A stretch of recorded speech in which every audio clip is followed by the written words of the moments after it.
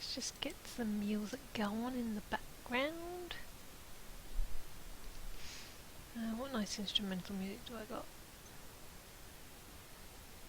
Let's just get some music going in the background. There we go, Cate, I showed you. What nice instrumental music do I got?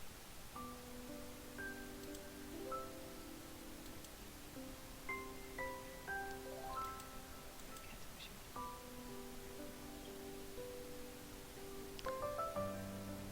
Let's see if there's anyone around.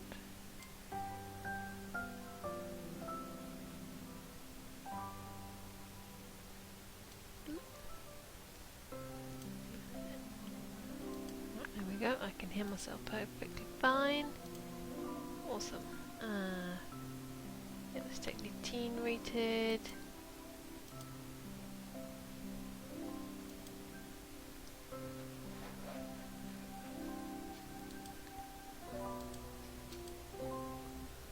Everything's up where it should be.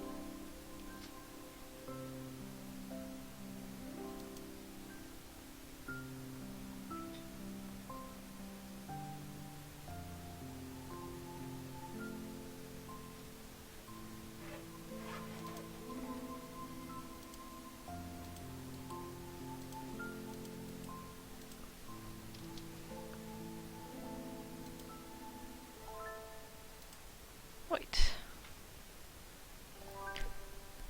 Now I've just got to wait for some people to turn up. Because it's kind of pointless doing this if no one shows up. I'm here. I know you are.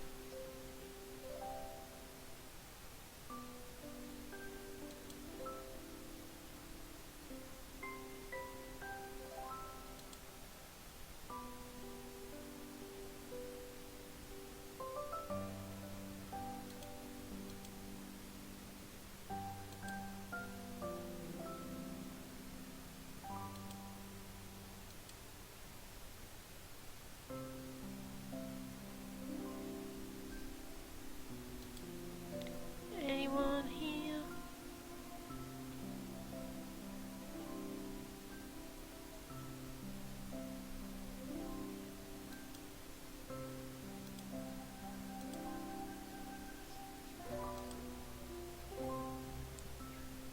Yeah.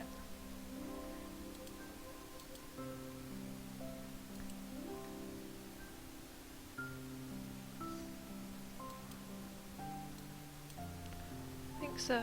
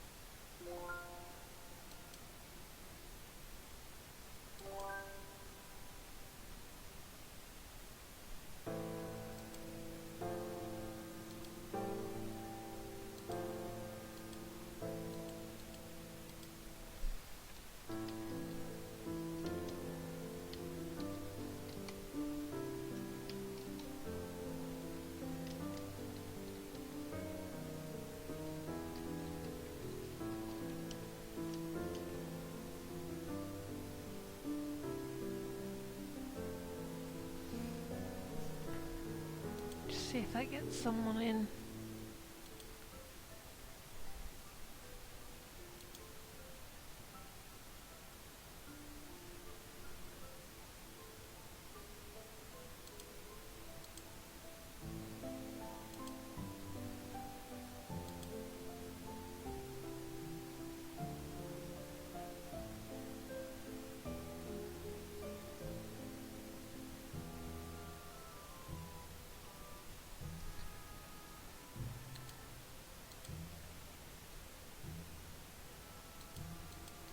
Okay, is that somebody? Hello? Kind of been waiting to start this because this is kind of a stream that I can't really do alone because I would like viewers to decide stuff for me. So, hello? So I've got a few fun activities to do.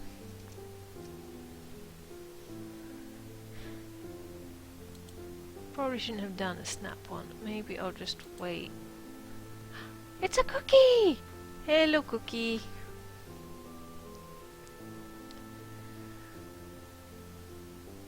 Cookie can help. Hooray. Right. Let's take that off. Boop. We're doing a different kind of stream today. Today I'm doing a book club stream that I've been wanting to do forever, and I've only just discovered how to do it. So I kind of need people here to be helping me choose voices, because this is going to be reading. So I'll probably read like the first 3 chapters or something, then we can kind of discuss where we think the plot's going to go and stuff. So I guess I'll just explain like basic story. This is the Sweep series, also known in the UK as Wicker, written by Cate Tiernan, as you can probably see there. Book 1 of 15. Probably won't do all 15 books. I just kind of want to do the first one, see how well this goes, and then we can start doing other books, discussing stuff. It's probably going to be like twice a week, and this will be going up on YouTube too, even though like the first 6 minutes is just me sitting around going, why do people go to show up? Because like actually, like most people, I do kind of need a viewer for this. Right, so we'll get started then. Copyright page. I found this on PDF. I'm not gonna say where I found it from because I don't want to get in trouble. I did own these books at one point, and we do have some background music going. Hope it's not too loud. Is the music balanced okay, Cookie? Currently playing the Cate Shoujo soundtrack. So there is music, there is voices. Please treat. Let's get started then. Beware the mage and bid him well, for he has powers beyond your ken. Witches, warlocks and mages, Altus Polydamas, 1618. Years from now, I'll look back and remember today as the day I met him. I'll look back and remember the exact moment my life began to include him. I'll remember it forever. And as traditional, typical things start in the teenage literature, it starts with what she's wearing. I wore a green tie-dyed t-shirt and jeans. My best friend, Bree Warren, arrived in a peasant shirt and a long black skirt down to her violet toenails. And of course, she looked beautiful and sophisticated. Hey, Junior! She greeted me with a hug, even though I'd just seen her the day before. See you in AP Calc, I told Janice Yuto, and met Bree halfway down the stairs. Hey, I said back. It's hot. It's supposed to be crisp on the first day of school. It wasn't even 8:30, but the early September sun was burning whitely, and the air felt muggy and still. Despite the weather, I felt excited, expectant. A whole new year was starting, and we were finally upperclassmen. Maybe in Yukon territory, Bree suggested. You look great. Thanks, I said, appreciating her diplomacy. You too. Bree looks like a model. She's tall, 5'9", has a figure most girls would starve themselves for, except Bree eats everything and thinks dieting is for lemmings. She has minky dark hair that usually gets styled in Manhattan, so it falls in perfectly tousled waves to the base of her neck. Wherever we go, people turn their heads to look at her. The thing about Bree is she knows she's gorgeous, and she enjoys it. She doesn't shrug off compliments or complain about her looks, or pretend she doesn't know what people are talking about, but she isn't exactly conceited either. She just accepts what she looks like and thinks it's cool. Bree glanced over my shoulder at Widow's Vale High School. Its red brick walls and tall Palladian windows betrayed its former incarnation as our town courthouse. Gotta be a pretty damn big courthouse to be able to fit a school inside it. They didn't paint the woodwork, she said. Again? Nope. Oh my god, look at Raven Meltzer, I said. She has got a tattoo. Raven's a senior and the wildest girl in our school. She has dyed black hair, 7 body piercings that I can see anyway, and now a circle of flames tattooed around her belly button. She's amazing to look at least for me, ordinary girl with my long, all one-length medium brown hair.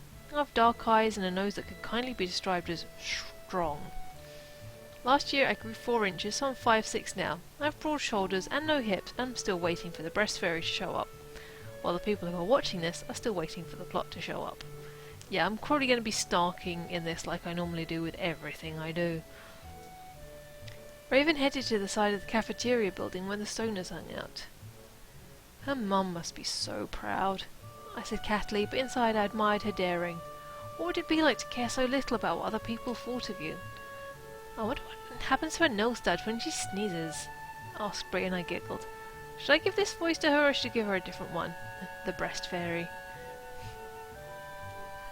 It's like the tooth fairy, but it's a much better job.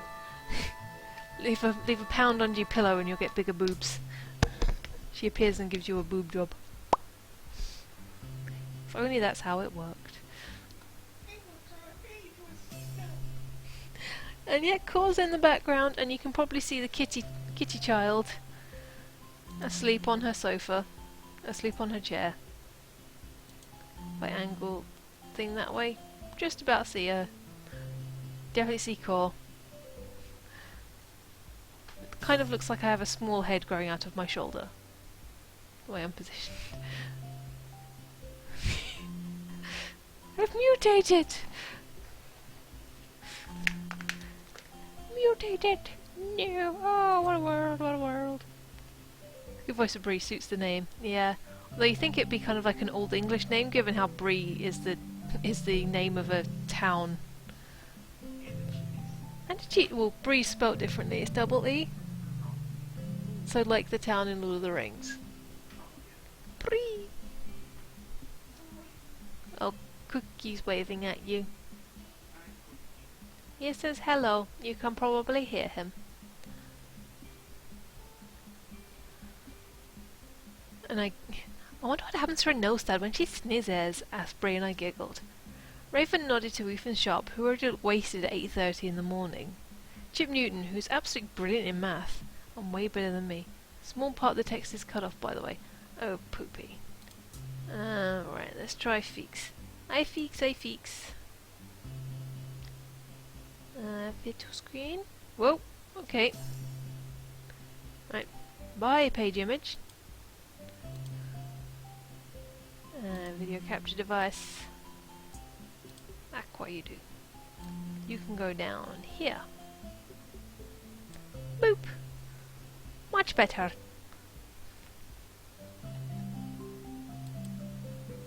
All good now, Cookie? Oh, thumbs off.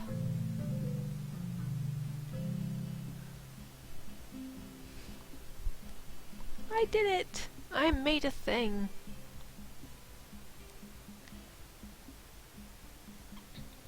So Chip Newton, who's absolutely brilliant in math, way better than me, and our school's most reliable dealer, gave Raven. Wait, what's Bree doing over there? Gave Raven a soul handshake. Robbie Gurovich, my best friend after Bree, looked up and smiled at her. God, it's so weird to see Mary Kay here, said Bree, glancing around and running her fingers through her wind-tossed hair. Yeah, she'll fit right in. My younger sister, Mary Kathleen, was headed towards the main building, laughing with a couple of her friends. Next to most of the freshmen, Mary Kay looks mature and together, with grown-up curves. Stuff comes easily to Mary Kay. Her hip but not too hip clothes, her naturally pretty face, her good but not perfect grades, her wide circle of friends. She's a genuinely nice person. Everyone adores her, even me. You can't help it with Mary Kay. Okay, Morgan, you sound like you hate everybody. It's like, I like her. Even I like her. Hey, baby, said Chris Holly loudly, coming up to Bree. Hey, Morgan, he said to me. Chris leaned down and gave Bree a quick kiss, which she caught on her lips. Hey, Chris, ready for school? I said. No, I am, he said, giving Bree a lustful snarl. Oh my God, Bree, Chris! Sharon Goodfine waved, gold bangles clinking on her wrist.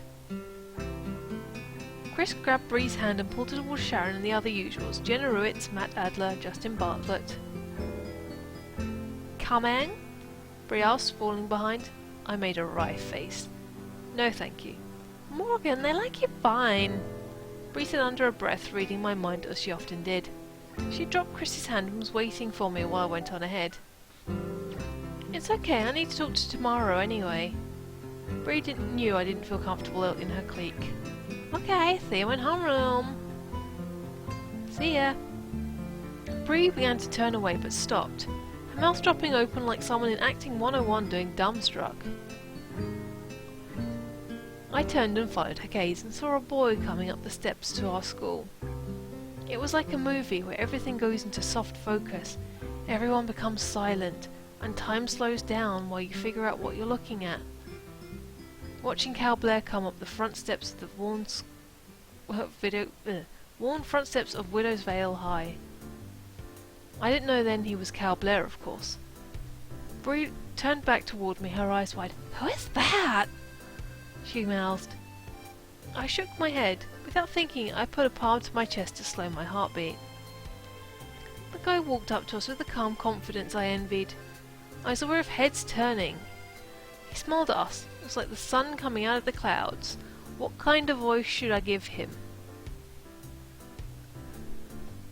Any ideas?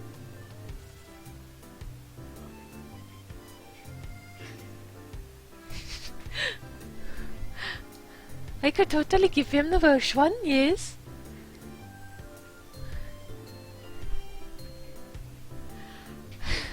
Okazaki, Okazaki, I'm crying milk again. Should we go with the Welsh voice? I think we should. Is this the way to the Vice Principal's office? He asked. I've seen good-looking guys before. Bree's boyfriend Chris, in fact, is really good-looking, but this guy was breathtaking. Arrgh! Raggedy black-brown hair looked as if he'd hacked it himself. He had a perfect nose, beautiful olive skin, and riveting, ageless gold-coloured eyes. It took me a second to realise he was speaking to us. I gazed at him stupidly. But Bree sparkled. Right through there and to the left, she said, pointing to the nearest door. It's unusual to transfer as a senior, isn't it? She asked, studying the piece of paper he held out to her. Yeah! Wait, that's the wrong accent. Yeah, the guy said. He gave a half smile. I'm Cal Blair. My mum and I just moved here. From Wales. I'm Bree Warren. Bree gestured to me, and this is Morgan Rowlands. I didn't move. I blinked a couple of times and tried to smile. Hi, I finally said in a near whisper, feeling like a 5-year-old. I'm never good at talking to guys, and this time I felt so overwhelmed and shy that I couldn't function at all. It felt like I was trying to stand up in a gale. Are you seniors? Juniors, Bree said apologetically. Too bad, Cal said. We won't have classes together. Actually, you might have some with Morgan, Bree said with a cute, self-depreciating laugh. She's taking senior math and science. Cool, Cal said, smiling at me. I better check in. Nice meeting you. Thanks for your help. He turned and strode to the door. Bye, Bree said brightly. As Cal passed through the wooden doors into the school building, Bree grabbed my arm. Morgan, that guy's a guard, she squealed. He's going to school here. He'll be here all year. The next moment we found us surrounded by Bree's friends. Who is he? Sharon asked eagerly, her dark hair brushing her shoulders. Suzanne Herbert jostled her, trying to get closer to Bree. Is he going to school here? Nell Norton asked. Is he straight? Justin Bartlett wondered aloud. Justin's been out of the closet since 7th grade. What year is 7th grade? How old are you then? 7th grade. Yeah.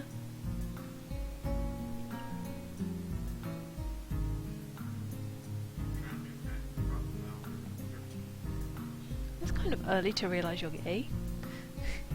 But yeah, it comes to different times to different people.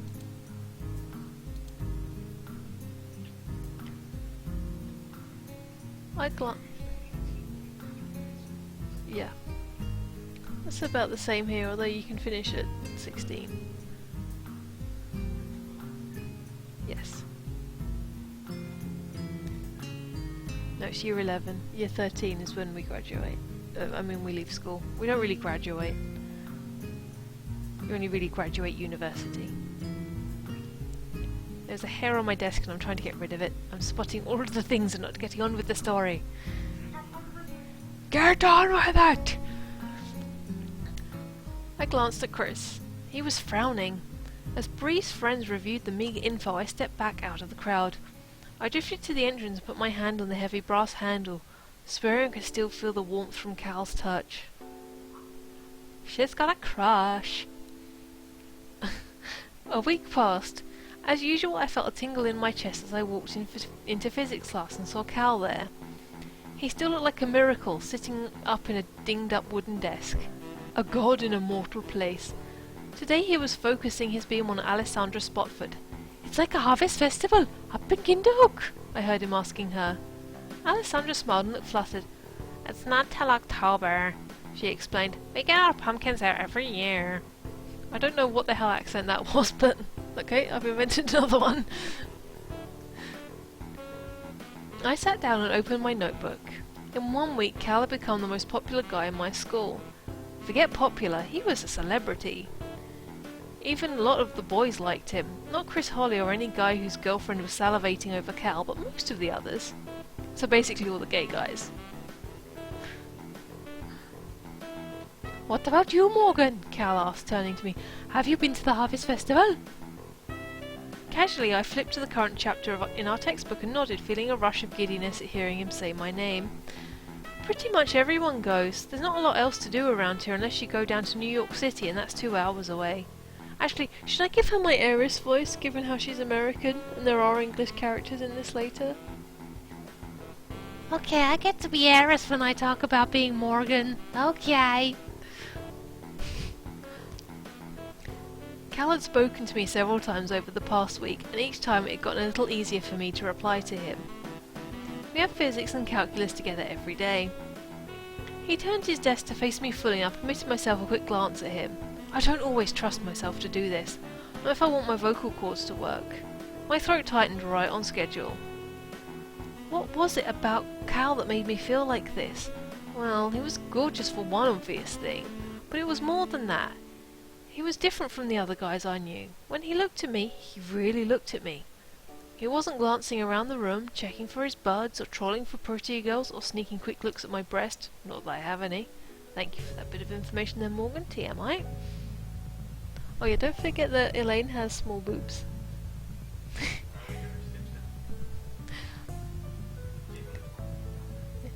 Yeah, Cookie Core's doing an updated Elaine picture.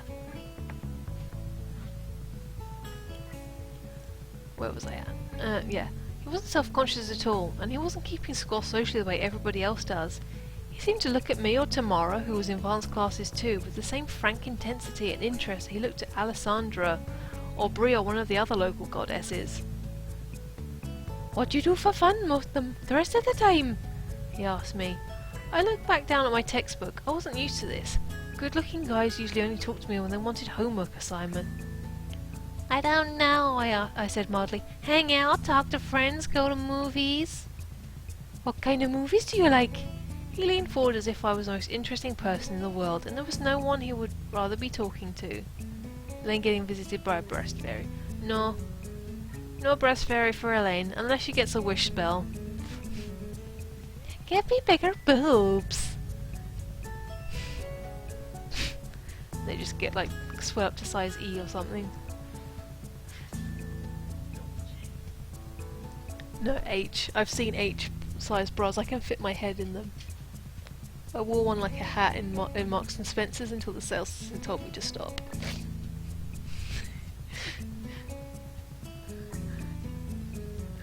Although, don't tell Isla this, but I always picture her as having like much bigger boobs than Elaine, and Elaine's a bit jealous of them.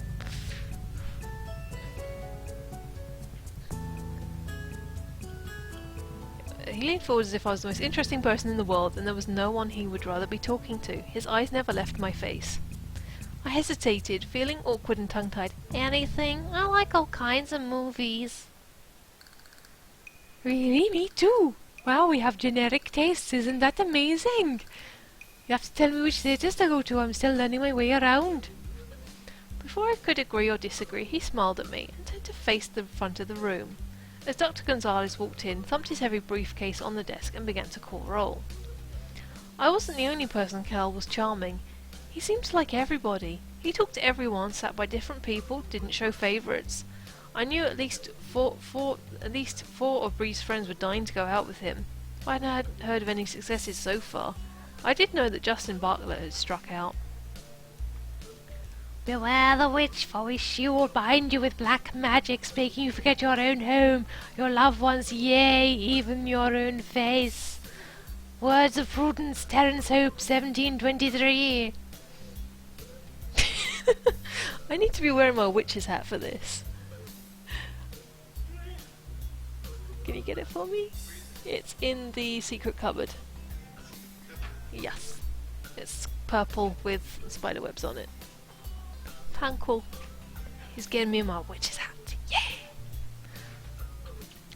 I have to admit he's good looking. Bree pressed leaning against my kitchen counter. Of course, I'm not blind, I said, busily opening cans. It was my night to make dinner. The washed cut-up chicken was sitting naked in a large Pyrex dish. I dumped out a can of artichoke soup, a can of cream of celery soup. Ew. Prudence sounds like fun. Words of Prudence, yea. For unto the day of March you shall become a newt. Then you shall get better. And a can of cream of celery soup and a jar of marinated artichoke hearts. Voila, dinner. But he seems like kind of a player, I continued mildly. I mean, how many people has he gone out with in the last 2 weeks? 3, said Tamara Pritchett, unfolding her long skinny frame onto the bench of our breakfast nook. It was Monday afternoon, the beginning of the 3rd week of school. I could safely say that Cal Blair's arrival in the sleepy town of Widow's Vale was the most exciting thing that had ever happened since the Millhouse Theatre burned down to the ground 2 years ago. Millhouse! Everything's coming up, Millhouse! Morgan, what is that? Chicken, Morgan, I said. Delicious and nutritious. I reached into the fridge for Diet Coke and popped the top. Ah, okay. What voice should I give to Robbie? Should I give him my Scottish voice? Should I give him my Irish voice? Or should I give him my French voice? Actually, I will go for French, because that is the easiest one to do, and it does appear in quite a lot of the book. Toss me one of those, Robbie said, and I got him one. How come when a guy dates a lot he's a player, but if a girl... Actually no, his surname is Russian, so maybe I should go for Russian. How come when a guy dates a lot he's a player, but if a girl does, she's just picky? That is not true. Hello, girls and Robbie, my dad said, wandering into the kitchen, his brown eyes somewhat vague behind his glasses. Yeah, maybe the dad should be French. We'll go for French for him. Hello, girls and Robbie, my dad said, wandering into the kitchen, his brown eyes somewhat vague behind his glasses. He was wearing his usual uniform. It could be on the top shelf.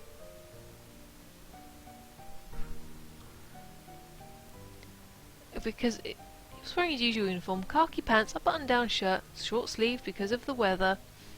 In the winter he wears the same thing except with a long sleeve shirt and a knit sweater vest overall. And a knit sweater vest. Sweater vest! Sweater vest! He is a sow! He is a sow!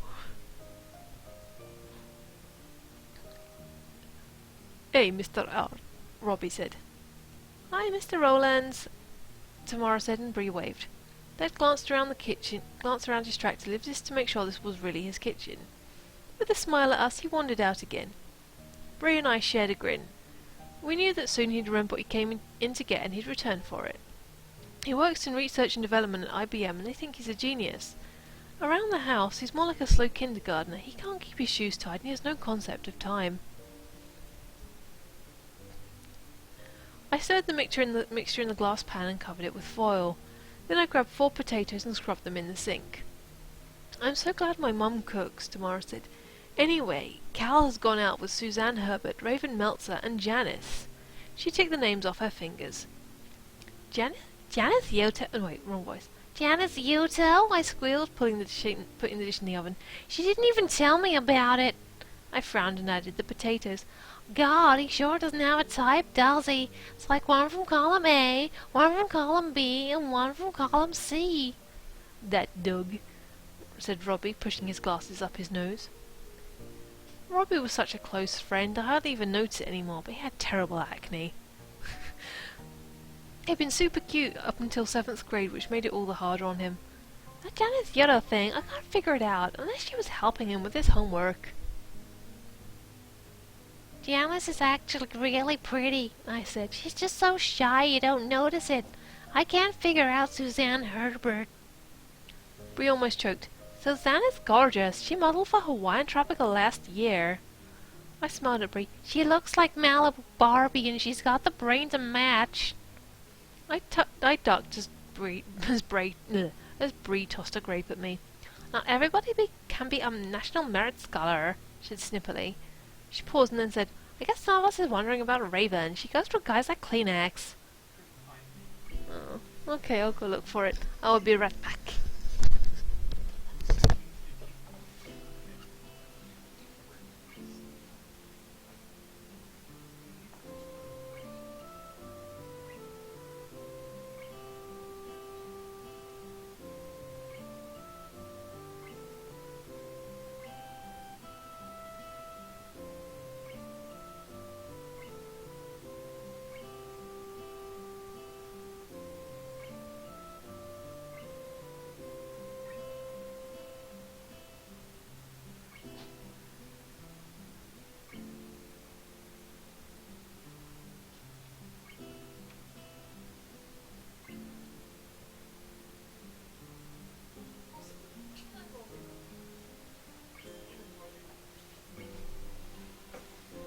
Has a hat now.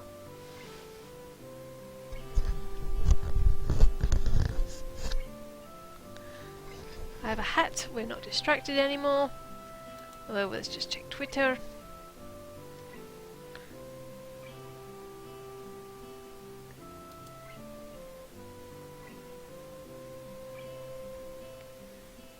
Doot doot doot. Right. Yay, hat. We go. Accidentally went to another page. Whoopsie doodle. Oh yeah, I guess none of us are wondering about Raven. She goes through guys like Kleenex. Alan, you down? I teased her and was rewarded by another grape bouncing off my arm. Hey, Chris and I have been together for almost 3 months now. And Robbie prompted her. Self-righteousness mixed with rueful embarrassment crossed Bree's face. He's bugging me a little, she admitted. Tam and I laughed and Robbie snorted. I guess you are just picky. My dad wandered into the kitchen again, got a pen from the pen jar and headed out again. Why would you keep pens in the kitchen? That is a really weird place to keep pens. Okay, Bree said, opening the back door. I better get home before Chris freaks out. She made a face. Where have you been? She said in a deep-voiced imitation. She rolled her eyes and left. Moments later we heard a temperamental BMW Breezy take off and chug down the road. Poor Chris, Tamara said. Her curly brown hair was escaping from her headband. She expertly twisted it back underneath. I think his days are numbered, Robbie said, taking a sip of soda. I pulled out a bag of salad and ripped it open with my teeth. Well, he lasted longer than usual. Oh, wait, wrong voice. Ah, all the voices. Well, he lasted longer than usual. It might be a record.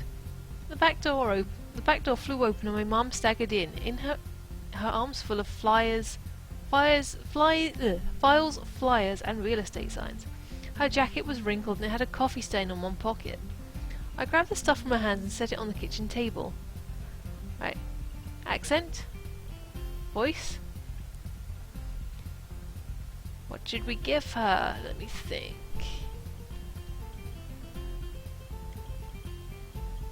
Maybe I'll just give her Morgan's voice, but like try and deepen it a little bit. Yeah, I'll give her Iris's adopted mum's voice. Mary, Mother of God, my mum muttered. What a day. Hi, Tamara. Honey. Hey, Robbie. How have you two been? How's school so far? Yeah. That does not sort her at all, but whatever. Fine, thanks, Mrs. Rollins. In Russia we have many potato. Don't let Sloy hear that. How about you, Tamara? You look like you've been working hard. You could say that, my mum said with a sigh.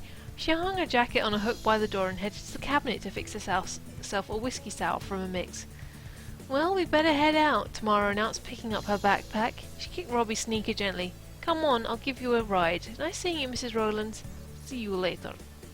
In Russia, Robbie sees you. Bye, guys. My mom said, and the back door closed behind him. Gosh, Robbie's getting so tall. He's really growing into himself. She came over and gave me a hug. Hi, sweetheart. It smells great in here. Is it chicken, Morgan? Yep, with baked potatoes and frozen peas. Sounds perfect. She drank from her glass, which smelled sweet and citrusy. Tiny sip? No, ma'am. Mum replied as she always did. Let me change and I'll set the table. Is Mary Kay here? I nodded. Upstairs with some of the Mary Kay fan club. Mum frowned. Boys or girls? I think both. Mum nodded and headed upstairs, and I knew the boys at least were about to get the boot. Hi, can't I sit here? Janice asked at lunch period the next day, pointing to an empty spot on the grass of the school's courtyard next to Tamara. It gets more interesting, trust me guys, trust me. Of course, Tamara said, waving a handful of Fritos. We'll be even more multiculti. Tamara's one of the very few Asian Americans in our overwhelmingly white school, and she wasn't afraid to joke about it, particularly with Janice, who was sometimes self-conscious about being one of the very few Asians. Ah, it's the token Asian. Janice sat down cross-legged with her tray balanced on her lap. Excuse me, I said pointedly. Is there any interesting news you'd like to share? Confusion crossed Janice's face as she chewed on the school's version of meatloaf and swallowed. What, you mean from class? No, I said impatiently. Romantic news. I raised my eyebrows. Oh, you mean Cal? Of course I mean Cal, I practically exploded. I can't believe you didn't say anything. Janice shrugged. We just went out once, she said, last weekend. Tamara and I waited. Can you embellish, please? I pressed after a minute. I mean, we're your friends. You went out with the single best-looking guy on the planet. We deserve to know. Getting into this. We deserve to know. Janice looked pleased and embarrassed. It didn't really seem like a date, she said finally. It's more like he's trying to get to know people. Know the area. We drove around and talked a lot, and he wanted to know about the town and the people. Tamara and I looked at each other. I said finally. So you're not hooking up or anything? Tamara rolled her eyes. Be blunt, why don't you, Morgan? Janice laughed. It's fine, she said. And no hooking up. I think we're just friends. I said again. He is friendly, isn't he? Speak of the devil, Tamara said softly. I looked up to see Cal ambling towards us, his lips curved in a smile. Hey, he said, crouching on the grass next to us. Am I interrupting anything? Wait, that wasn't very Welsh. Ugh. Whatever, I'll just carry on. I'm not interrupting anything, am I? That's Irish. No, for fuck's sake. I can't be a voice actress. It takes too much to swap them all so quickly. I know. I shook my head and drank my soda in an attempt to look casual. Are you getting settled in? Tamara asked. Widow's Vale is pretty small, so it probably won't take you long to figure out where everything is. Cal smiled at her, and I blinked at his supernatural face. By now, I expected to have this reaction when I was around him, so it didn't bother me much. Yeah, it's pretty here, Cal said. Full of history. I feel like I've gone back in time. He looked down at the patch of grass, absently stroking a blade between his fingers. Creepily, blade of grass, let me feel your seeds.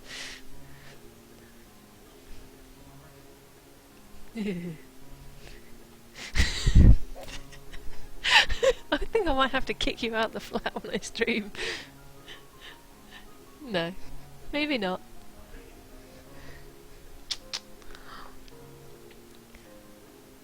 I tried not to stare, but I found myself wanting to touch what he touched.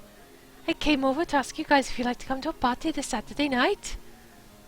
We were all so surprised that we didn't say anything for a second. It seemed gutsy for a relative stranger to throw a party so soon. Poor Corio. I'm not really gonna throw him out of the flat. I'm not really gonna do it. Oh, hello, Morgan.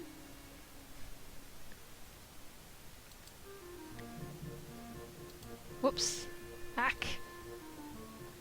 Roland! Bree called from across the lawn, then came and sank down gracefully on the grass next to me. She gave Cal a beautiful smile. Hi, Cal! Hey, I've been going around inviting people to a party this Saturday, Cal said. A party? Bree looked like this was the best idea she ever heard. What kind of party? Where? Who's coming?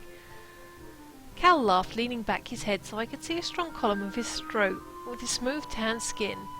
In the V of his shirt hung a worn leather string with a silver pendant dangling from it, a 5-pointed star surrounded by a circle. I wonder what the symbol meant. The first sign of magic. Ooh.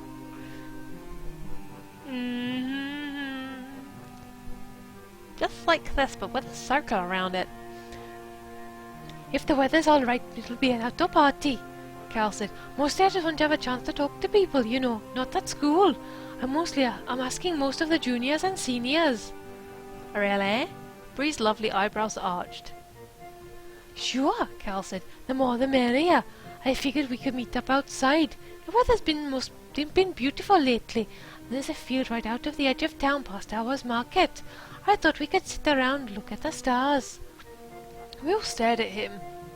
Kids hung out at the mall. Kids hung out at the movie theatre. Kids even hung out at the 7-Eleven when things got really slow. But no one ever hung out in the middle of an empty field out past Towers Market. Because everybody dies. Wait, it's a bit dark. Damn it! You're affecting me. Or maybe it's the hat. It's the hat of dark thoughts. A very enchanted hat. So say the words of Prudence.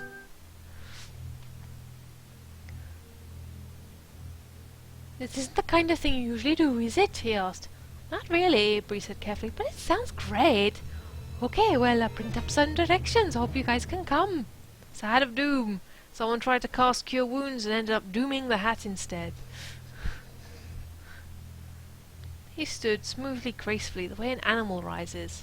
He stuck his butt in our faces because he thought he was being a cat. I wish you were mine. I was shocked that my brain had formed the thought. I never felt that way about anyone.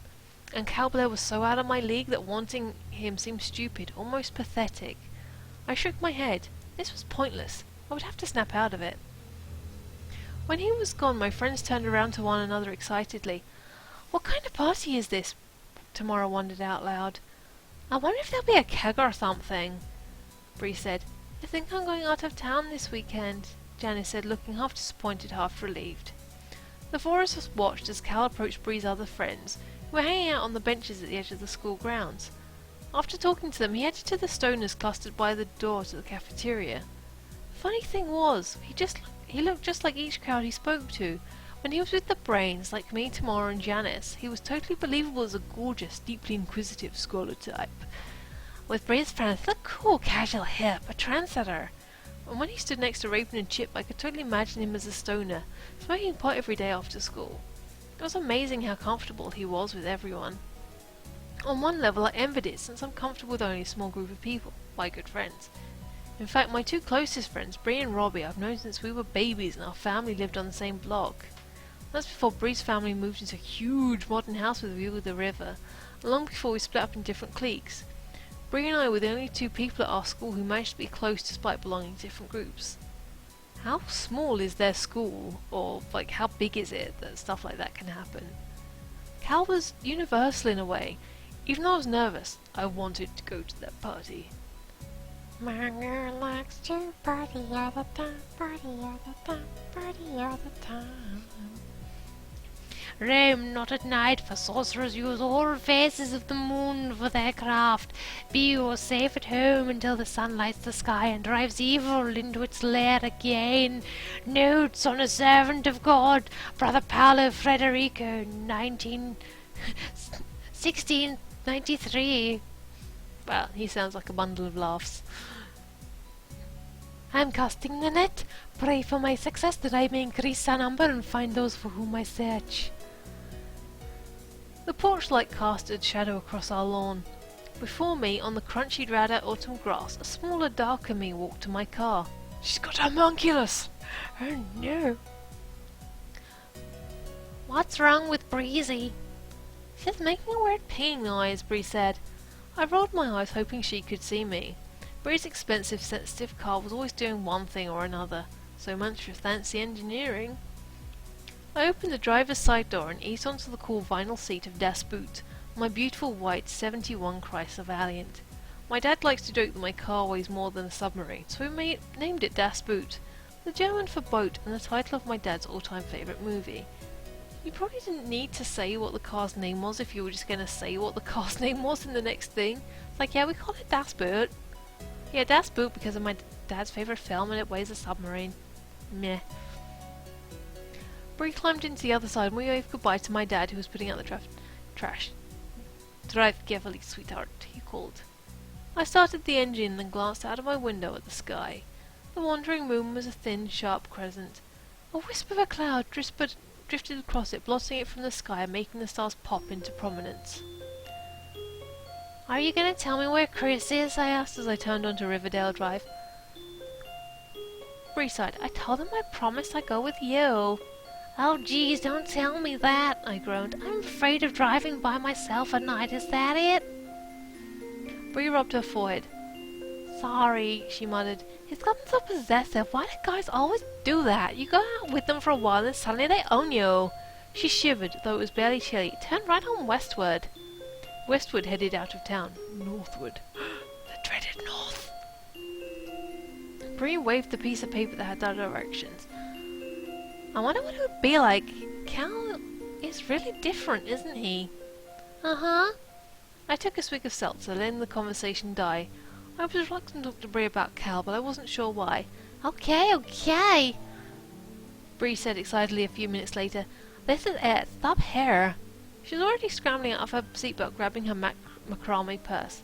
Bree, I said politely, looking around. We're in the middle of freaking nowhere.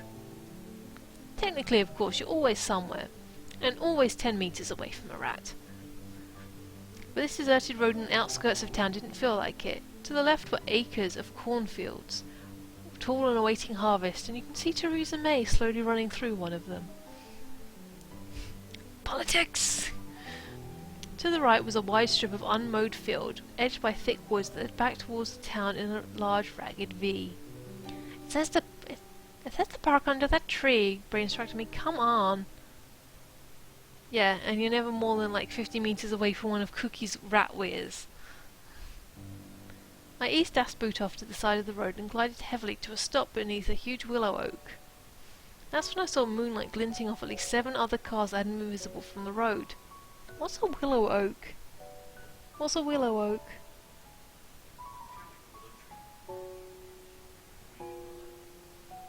Okay. Has large branches go out, and then afterwards has smaller branches just hang down, just like curtain. I know what a willow is, but a willow oak sounds like a weird mixture of a willow tree and an oak tree. Okay. Bree's distinctive red VW Beetle sat glowing darkly like a giant ladybug under the tree, and I saw Matt Adler's white pickup, Sharon's SUV, and Tamara's dad's station wagon edged up neatly behind them.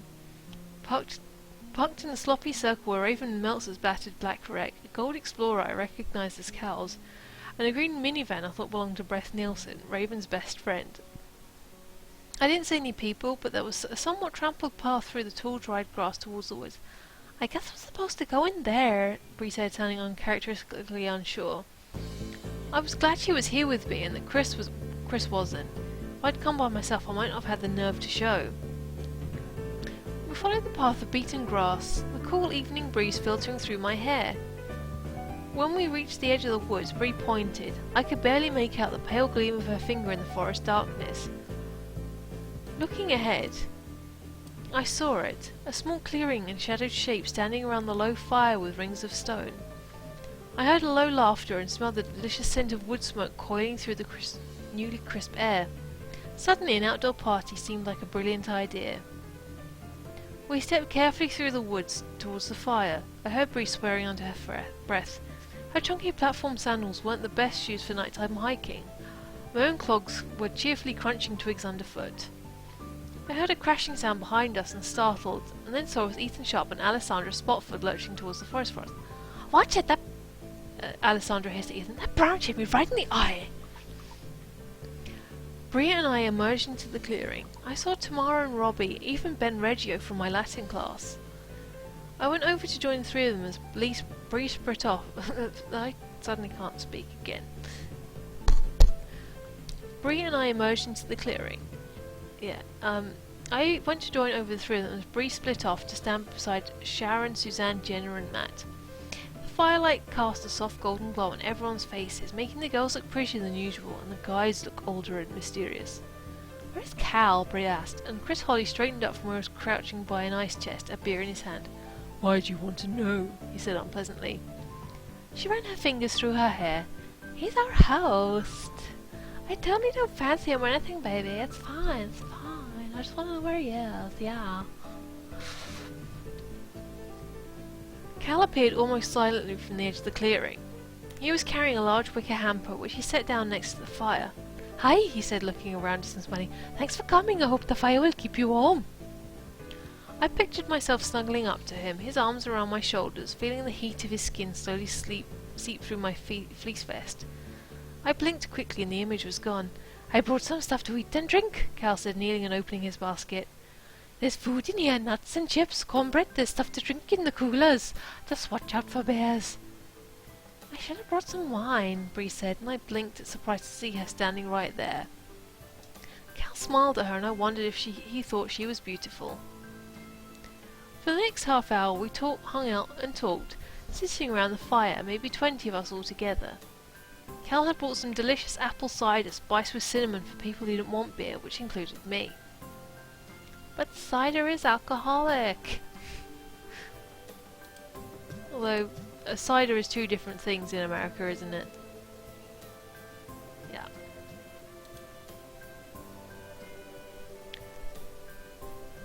Chris sat next to Bree, his arm around her shoulders. She wasn't looking at him, but sent me irritated glances from time to time.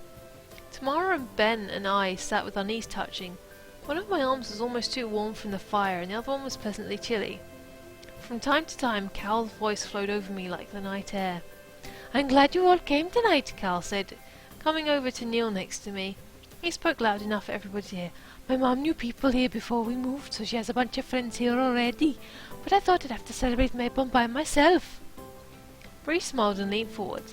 "What's Mayborn?" "Tonight is Mayborn," Cal said. "It's one of the Wiccan Sabbats. Kind of an important day if you practice Wicca. It's the autumnal equinox." You could have heard a leaf land at that moment.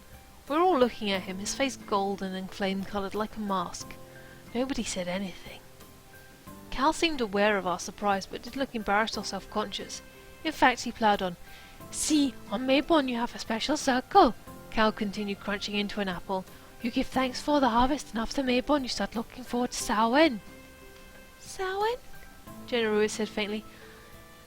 Samhain. Oh, I can't speak spelling Welsh. I'll have to learn how to do that, Cal clarified. "Pronounced Samhain. Our biggest holiday, the Witch's New Year, October 31st. Most people call it Halloween." Silence, broken only by the crackling of logs as they burned. Chris was the first to speak. "So what, man?" he said with a nervous laugh. "You're saying you're a witch?" "Well, yeah, I practice a form of Wicca," Cal said. "Isn't that like devil worship?" Alessandra said, wrinkling her nose. No, not at all." Cal responded in a way that wasn't the least bit defensive. "There's no devil in Wicca. It's about the tamest and most inclusive religion there is. Truthfully, it's all about celebrating nature." Alessandra looked sceptical. "So anyway, I was hoping to find a few people to make a circle with me tonight." Make more than circles with him. Crop circles. Silence. Cal looked around, absorbing the surprise and discomfort in almost every face, but showing no sign of regret. "Listen, it's not a big deal. Making a circle doesn't mean you're joining Wicca. It doesn't mean you're going against your religion or whatever. If you're not into it, don't worry about it. I just thought some people might think it's cool." I looked at Tamara. Her dark brown eyes were wide. Bree turned to me, and we shared a glance that communicated a whole conversation's worth of ideas. Yes, we were both surprised and a little sceptical, but we were both intrigued too. Bree's look told me she was interested, but I wanted to hear more. I felt the same way. "What do you mean a circle?" It was a few seconds before I recognised the voice as my own. We all stand in a circle and join hands. Give thanks to the goddess and the god for the harvest. We celebrate the fertility of the spring and the summer, and look forward to the barrenness of winter, and we walk in a circle. You're joking, Todd Ellsworth said, sipping his beer. Cal looked at me evenly. No, I'm not, but if you're not into it, that's fine. Jesus, he's serious. Oh wait, wrong voice. Jesus, he's serious, Chris said to no one in particular. Bree deliberately shrugged his arm off her shoulders and he scowled at her. Anyway, Cal said, standing up, it's almost 10. Anyone who wants to stay is welcome, but you're also welcome to leave. Thanks a lot for coming and hanging out, by the way. Raven stood up and walked over to Cal, her dark, heavily outlined eyes on his. I'll stay, she said and turned a disdainful face to the rest of us as if to say, you wankers. That's that teen rating. I think I'm going to go home, Tamara whispered to me when we stood up. I think I'm going to stay for a while, I said softly. She nodded and waved goodbye to Cal and left. I'm out of here, Chris said loudly, throwing his beer bottle into the woods. Bree, come on. I came here with Morgan, Bree said, moving close to me. I'll go home with her. Come with me now, Chris insisted. No, thanks, Bree said, meeting my eyes. I gave her the slightest nod of encouragement. Chris swore and crashed off through the trees, muttering. I reached over and squeezed her arm. I cast a glance at Cal. He was sitting with his knees bent and his elbows resting on them. There seemed to be no tension in his body. He just watched. Raven, Bree and I stayed. Ben Reggio left. Jenna stayed, so of course Matt stayed too. Robbie stayed. Good. Beth Nielsen stayed, and so did Sharon Goodfine and Ethan Sharp. Alessandra hesitated, but stayed, and so did Suzanne and Todd. When it looked like there was everyone who left who was going to, there was 13 of us standing there. Cool, Cal said, standing. Thanks for staying. Let's get started. They danced sky-clad beneath the blood moon in their unholy rites. Any who bespy them, and beware to any who bespy them, for you shall turn to stone where you stand. Witches, warlocks, and mages. Altus Polydamas, 1618. That guy's back again. Such a killjoy. They all are such killjoys. Right, this is going to be the final chapter of the stream. This is where it starts to get good. And in 2 weeks we can pick it up, or a week, or whatever people think.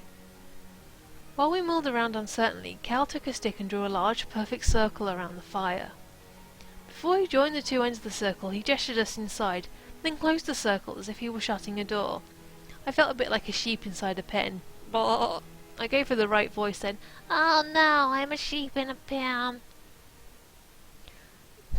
Then Cal took out a box of salt and sprinkled it all around the drawn circle. With this salt to purify our circle, he said. Bree and I glanced at each other and smiled tentatively. Okay, let's join hands, Cal said, holding out his hands. A wave of shy self-consciousness washed over me as I realized I was standing closest to his left hand. He reached for my hand and held it. Raven went to Cal's other side, taking his right hand firmly. Tug of war with the cute guy!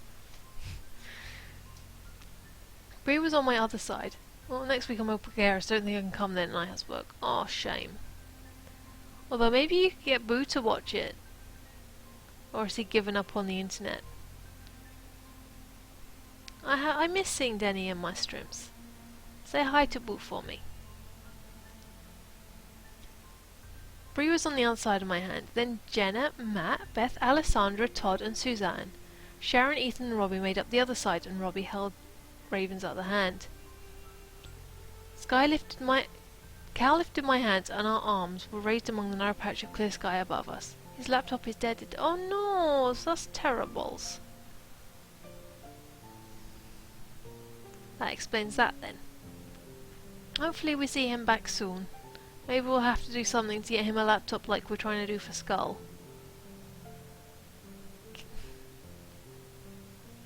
Thanks to the goddess, Cal said in a strong voice. He looked around the circle at the rest of us. Now you guys say it. I'm going to have to say all of this in Morgan's voice. It's going to be like totally nummy. Thanks to the goddess, we said. Although my voice was so low, I doubted I added anything. I wondered who the goddess was. Thanks to the god, Cal said, and again we repeated it. Today, day and night are balanced, Cal continued. Today the sun enters the sign of Libra, the balance. Todd chuckled, and Cal slanted his eyes at him. I seemed to grow a billion extra nerves ending in my left hand. I tried not to think about whether I was holding Cal's hand too tightly or loosely, whether my hand was clammy from nervousness. Today the dark begins to dominate the light, Cal said. Today is the autumn equinox. It's the time of the harvest when crops are gathered. We give thanks to the Earth Mother who nourishes us. He looked round at the circle again. Now you guys say blessed be. Blessed be, we said.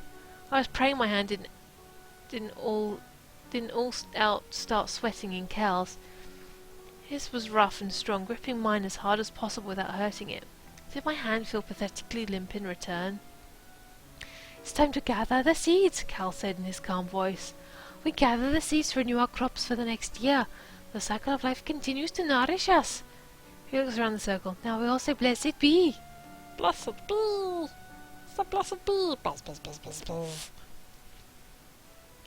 We give thanks to the God who has sacrificed himself in order to be reborn again, Cal said, and I frowned, not liking the sound of sacrifice. He nodded at us. Blessed be, we said. Now let us breathe, Cal said. He bowed his head and closed his eyes, and one by one we did the same. I heard Suzanne drawing in exaggerated sounding breaths and opened my eyes aslit to see Todd smirking.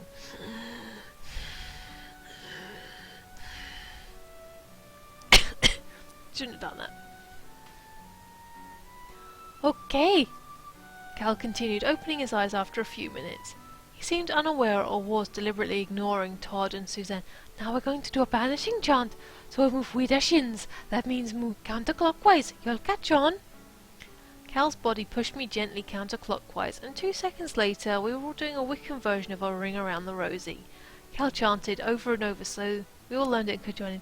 Blessed be the mother of all things, the goddess of life.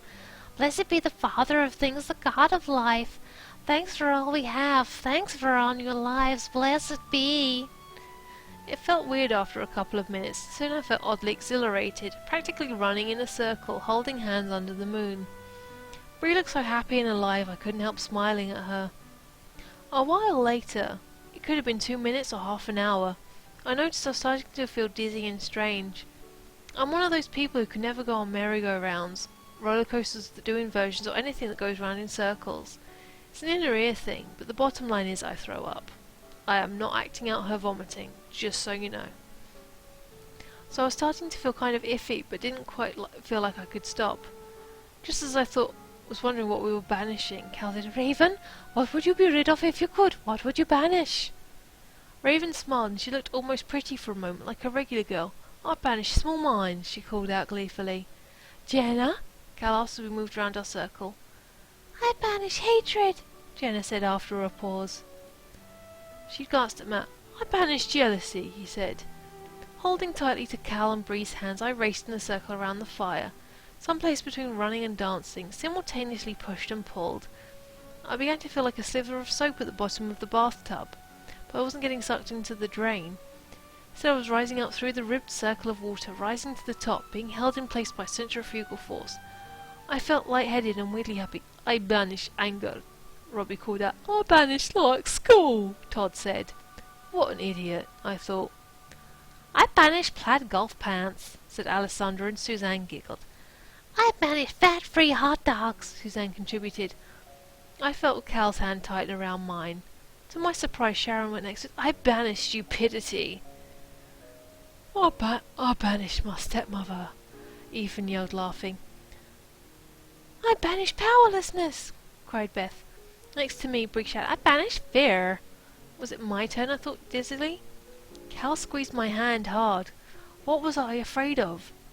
Right then I couldn't remember any of my fears. I mean, I'm afraid of all kinds of things. Failing tests, speaking in public, my parents dying, getting my period at school and wearing white. Ugh, that's like, TMI, Morgan, TMI. Don't wear white when you're on your period, kitty. And yeah, just FYI, this is who I have named Morgan, my cat, after. It's the heroine from this series. I couldn't think of how to phrase those fears to fit in with our banishment circle. Come on, Raven cried, her voice tearing away, lost in the whirling circle. Come on, Bree said, her eyes locked onto me. Come on, Cal whispered, as if you were enticing me into a private world alone. I banish limitations, I blurted out, unsure where the words had sprung from or why they felt right. Then it happened. As if obeying a director's cue, we all threw our hands apart from one another, up in the air, and stopped where we stood. In the next instant I felt a piercing pain in my chest, as if my skin literally ripped open. I gasped and clutched my chest and stumbled. What's with her? I heard Raven say as I sank to my knees, pressing hard on the centre of my chest. I felt dizzy, sick, and embarrassed. Too much brew, Todd suggested. Bree's hand touched my shoulder. I sucked in a breath and rose unsteadily to my feet. I was sweating and clammy, breathing hard, and felt like I was about to faint. Are you okay? What's the matter? Bree put her arm around me and shielded me with her body. Thankfully, I leaned into her. A cloud of mist swam before my eyes, turning everything around me into a heat mirage. I blinked and swallowed, wanting childishly to cry. With each breath I took, the pain in my chest was lessening. I became aware that the members of the circle were gathered around me. I felt their gazes on me. I'm okay, I said, my voice low and raspy. Heat came off Bree's tall, thin body in waves, and her dark hair was stuck to her forehead. My own hair hung around me in long, limp strands. Although I was sweating, I felt chilled. It felt cold. Chilled to the bone. Maybe I'm coming down with something, I said, trying to speak more strongly. Like, what did Peltheth? Suzanne said sarcastically, her tanned face looking almost plastic in the moonlight. I stood up straight and realized the pain was almost gone.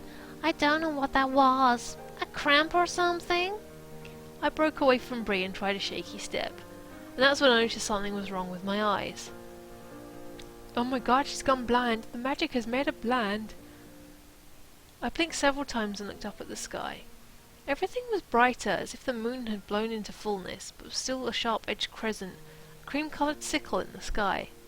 Creamsicle. It's like a milk ice lolly. Right? Milka. I glanced at the woods and felt drawn to them. As if into a 3D photograph, I saw every pine needle, every acorn, and every fallen twig in sharp relief. I closed my eyes and realized I could hear each separate sound of the night. Insects, animals, birds, my friends breathing, the delicate swoosh of blood moving through my veins, the drone of crickets splintered into 1,000 pieces, the music of 1,000 beings. Jitter is a very good piece of music to be playing right now.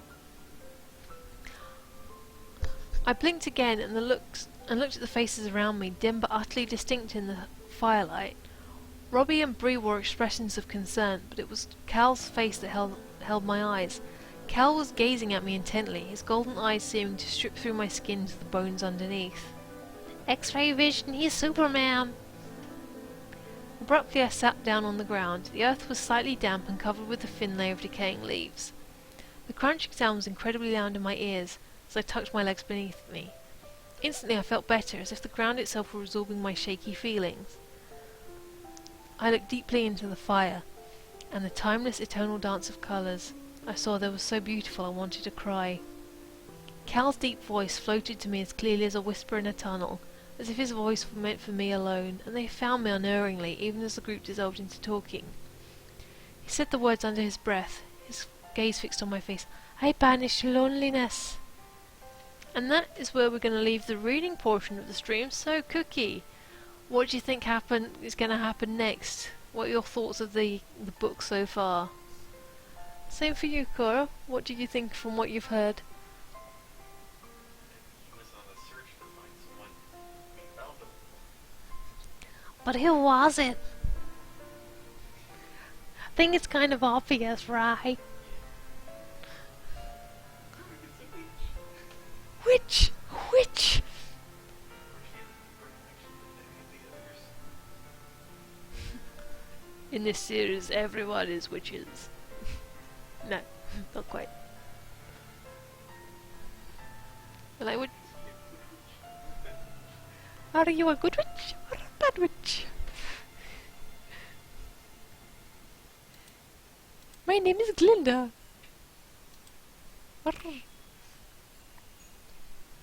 I always kind of feel like the problems with these books is they talk too much about like ridiculous background stuff that you don't need to know. I want to know more, and there are witches! Witches everywhere. Well, I'll probably have to do this stream again. Have to carry on streaming this maybe on Friday. Yeah, Friday. I'll carry it on because this would be kind of cool. Maybe do like another 5 chapters. I think this is kind of cool. Maybe I'll just do this on YouTube because Beam's definitely more a game streaming place.